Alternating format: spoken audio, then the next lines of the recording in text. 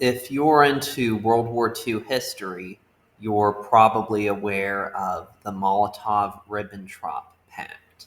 This was a pact where Hitler and Stalin agreed to split Poland between the two countries.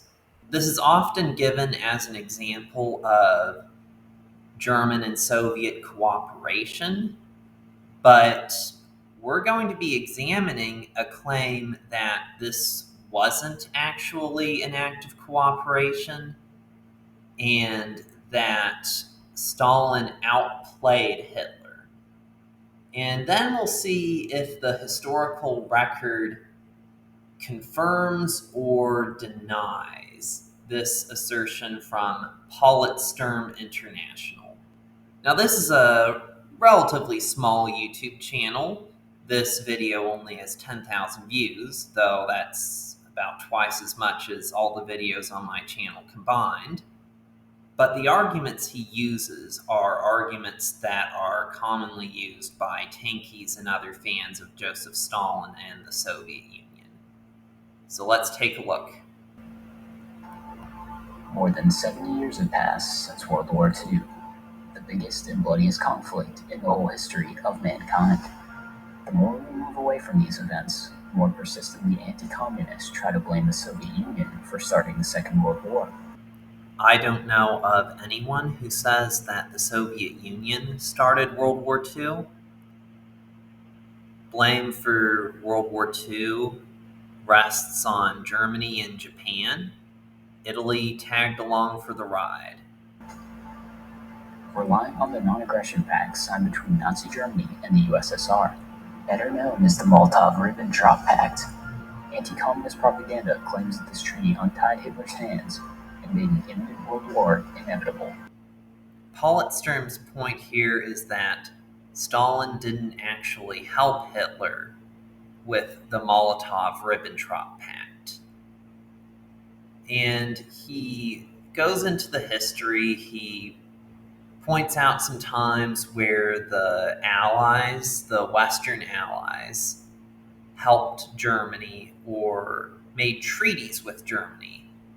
I'm going to pick out a few examples. Shackled by the Treaty of Versailles, German capitalists could not restore the economy and the military-industrial complex on their own, but American banks came to help them. His point here is that American banks helped Germany before Hitler came to power. After Hitler came to power in 1933, the Four-Power Pact was signed in Rome by 4 states: Great Britain, Germany, France, and Italy. The pact was a treaty between the British and French governments and fascists who didn't even try to hide their aggressive intentions. In addition, the signing of the pact with the fascist states meant a rejection of facilitating a policy of peace in Europe and opened the way for a new world war.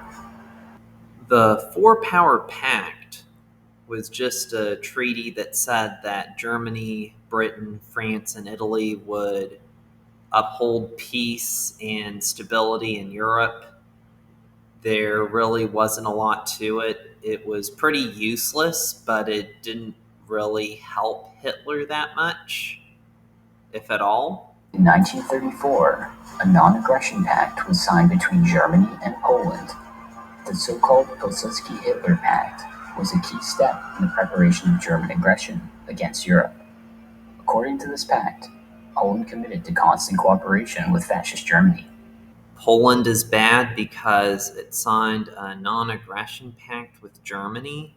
The reason people criticize Stalin for the Molotov-Ribbentrop Pact isn't because it was a non-aggression pact. It was a little bit more than that. The next step of German aggression and preparation for war in Europe was the occupation of Czechoslovakia. On September 19, 1938, representatives of the British and French governments demanded from the Czechoslovak authorities to surrender the areas inhabited mainly by Sudeten Germans. Neville Chamberlain certainly has a bad reputation and has for the past 80 years. I think a lot of that is unfair, though.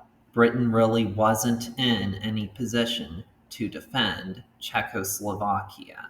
What Neville Chamberlain did do, however, is increase British defense spending in preparation for the inevitable war with Nazi Germany.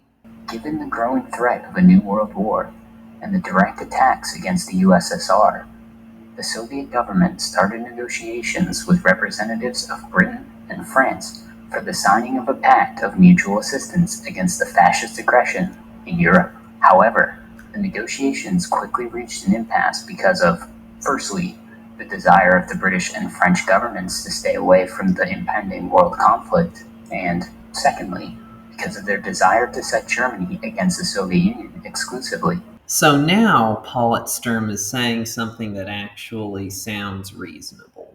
However, European countries had every reason to distrust the Soviet Union.